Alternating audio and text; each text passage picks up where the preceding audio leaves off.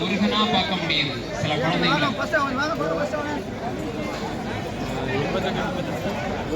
சில பேர் நெட்டியில குங்குமமே இல்லை. சுவாமியிடம் போய் அங்க போய் நாம போட்டோ, சுவாமிக்கு முன்னாடி போய் போட்டோ எடுக்காதீங்க. நன்றி ஐயா.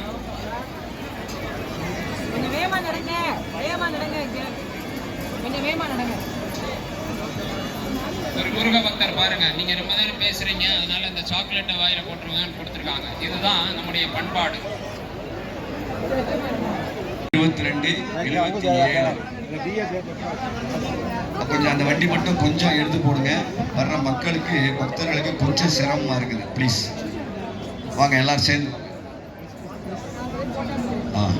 அந்த பகுதியில் மேதகு ஆளுநர் ரவி அவர்கள் வர இருக்கிறதுனால தான் அந்த பகுதியை கொஞ்சம் ஒதுக்கி கொடுக்கும்படி கேட்டுக்கொள்கிறோம்.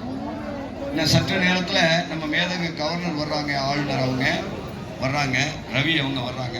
நாம் அவங்களுக்காக அவங்க வரவே முக்கியத்துவம் பண்ணுறோம், மரியாதை அளிக்கிறோம். ரத்த ஓட்ட மாதிரி ஓடிக்கிட்டே இருக்கணும், நிற்கக்கூடாது. வாங்க, நம்முடைய அறுவடை வீடு முருகப்பெருமானையும் எல்லோரும் தரிசனம் பண்ணணும். பண்ணும் பொழுது நம்ம எப்போவுமே என்ன பிரார்த்தனை பண்ணுவோம்? நம்ம வீடு, நம்ம குடும்பம் அது நல்லா இருக்கணும் அப்படின்னு பிரார்த்தனை பண்ணுவோம். இந்த வட்டம் நீங்கள் இந்த அறுவடை வீட்டிலேயே ஒரு பிரார்த்தனை பண்ணணும். இந்த கோவில் நம்ம இந்து சமுதாயம் ஒற்றுமையாக இருக்கணும் அப்படின்னு நீங்கள் பிரார்த்தனை பண்ணணும். சமுதாயத்துக்காகவும் பிரார்த்தனை பண்ணணும். நீங்கள்